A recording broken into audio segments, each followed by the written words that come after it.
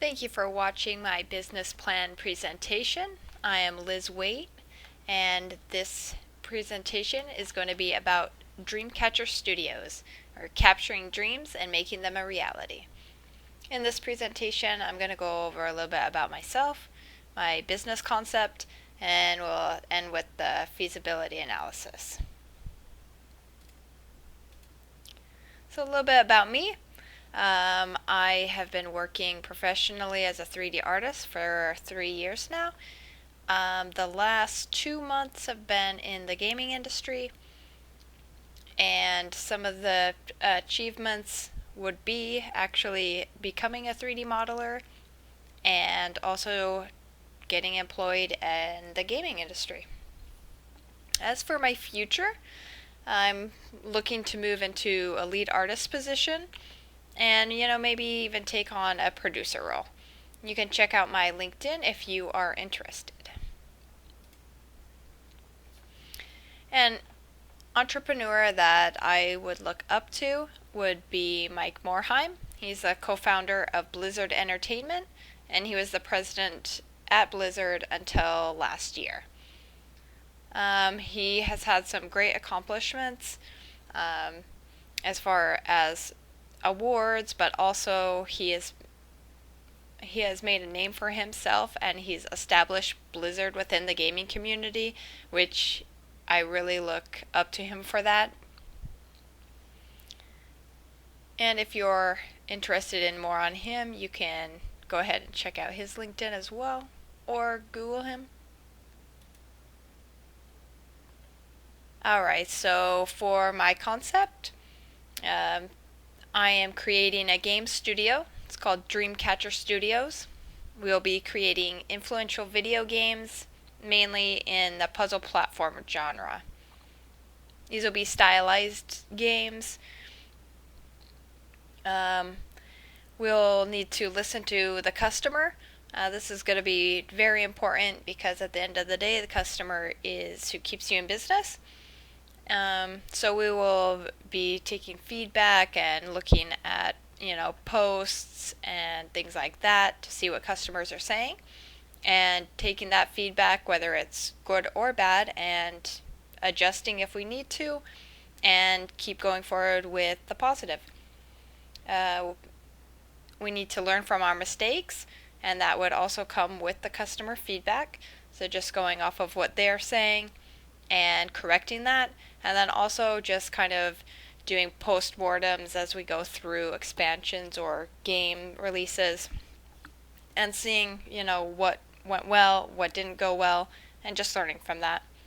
And as a company, you cannot be afraid to fail.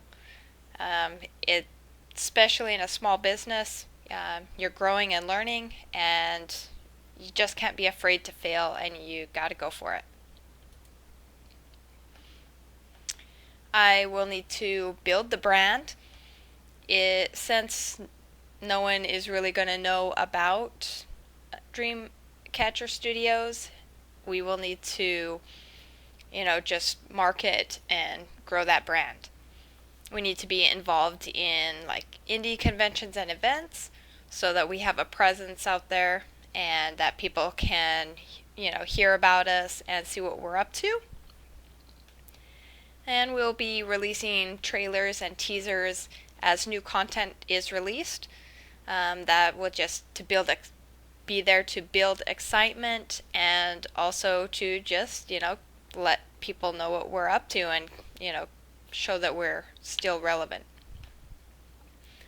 Besides that, we will also be doing community events, and that's just to give back to the community and show that we do care about the community that we're building. And it's always nice to just, give back to the fans and to, see and interact with people who are playing your games. So the strengths of my studio would be that we make challenging puzzle platformer games that have a stylized aesthetic.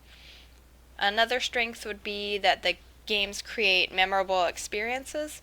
This is something that we will be highly focused on, because we want people to get in our games and just have something to talk about and not just be playing a game that they'll forget about in maybe a couple of weeks or months. We just want, people to be really excited about what we're creating and be talking about it. Opportunities that the studio would have is just, meeting deadlines where we have a small team and keeping up with demands. So just making sure that we always have fresh ideas and that we are still making impactful content is just going to be, an opportunity for us, especially when you're creating games, several games. Weaknesses would be that we are a new company and the gaming company is very demanding. The lack of customer loyalty, people don't know who we are, so we really need to market ourselves and get out there and show people that we have a quality product. And also because we are, as indie company, funding is always, something that we are going to need in order to survive.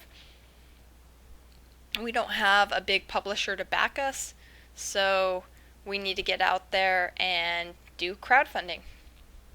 Some threats would be that there are already a lot of established companies out there, and some of them are making similar games that we are making. So we would just, need to be competitive with that. And also just becoming stale. Again, when you are creating I would say, same type of content repeatedly, sometimes it can be an issue where the idea, you don't have as unique ideas, or you're just not as excited about the projects anymore. So just staying positive, staying excited about what we're releasing, and not becoming stale. So as for behaviors, a behavior that I would need to stop would be just being passive. I'm not a very forward person.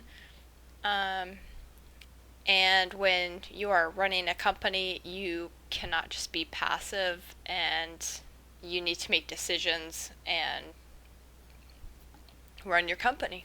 So another thing I would need to stop would be that I actually do need to ask for help when I need it.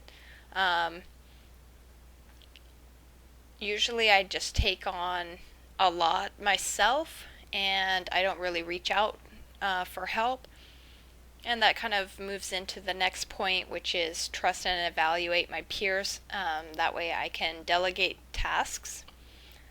And this is very important because you can get so much more done if you just find the right people for a specific task and you let them help you out. Much more can be accomplished, and everyone doesn't just get burnt out. I would need to start to think more of a president of a company rather than just an employee. So just, having a mindset of more of like ownership rather than just an employee working for somebody. I need to ask for feedback and try new things. And sometimes you can get kind of caught up in the ways that you do things. So with a company, you need to always be listening for feedback and can't be, hesitant or too afraid to try new things. I need to continue to communicate effectively with individuals and give actionable feedback. By being able to do this, I will have a successful company because people will understand what is expected of them, and they will feel good about what they need to do in order to be successful. also need to become more comfortable in having some hard conversations with individuals. When you are running a business, you need to make some hard decisions as the owner of that business, and I just need to be able to, have those difficult conversations with individuals. Um, Here are some logo designs. I started off with kind of a busy look. Overall I do like these designs, but I felt like it was maybe a little too much, and it just felt a little too busy. I went for a couple more simpler designs, but in the end I felt that these designs didn't really feel like dream catchers. And here I'm also starting to kind of explore text and see what would work for a good text for my logo. And then these were two more final designs. I ended up really liking the one on the right a bit more because it wasn't too simple. It still read well, had a good visual clarity, and I could see it, being a logo and going on to, several things, business cards, mugs and shirts, and, pretty much anything. So, as far as revision and reflection goes, if I was just to reflect on this, I would need to make sure that I respond quickly to innovations and new technologies. Companies that don't change their ways or don't adapt to how the industry is will fall behind very quickly. And in order to stay relevant and to be competitive, I would need to make sure that I am keeping up with technologies and innovation. As a company, we need to be organized. If you are unorganized, it gets frustrating very quickly, and it's just not good to be unorganized as a business. I need to be open and honest, and that would be not only with customers but also with my employees as well, so that everyone knows what we are going for, what our intentions are, and that there are no, secrets really. I would promote from within. If you have capable people already working within your company, why not promote from within? I feel strongly about that, and I would definitely promote from within. I would also promote the use and research of new software. This goes along with the first point that I mentioned, just staying relevant and keeping up with technology. I would encourage employees to learn new software and to incorporate that in their pipeline and work. We would have an established pipeline and make that information easily accessible. That way, when we have new people that need to be trained, they have a place to go to get all the materials and information that they need that is organized and easy to get, a handle on. I'd have a focus on the employee's personal growth. This is another thing that is very important to me. I believe that you should always be developing yourself and improving yourself, and I would also encourage that for my employees. So I would make sure to focus on their personal growth, and if they want to grow and develop skills in a certain area, I would make sure that there are resources for them to do that. I would also provide employee benefits.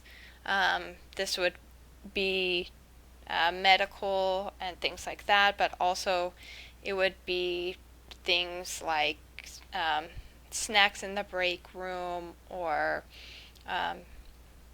fitness classes, massages, things like that that just show the employees that they are appreciated, and it's just like a nice little perk. This is going to be the conclusion of my presentation. I want to thank you for tuning in. This is Dreamcatcher Studios, and the reason why I would create a gaming company is because if I was given the opportunity to create something that could change the industry, why wouldn't I take it? And don't ignore small companies because they can make differences in large ways. Also, be passionate, be motivated, and be the changing games that we need today. Thank you.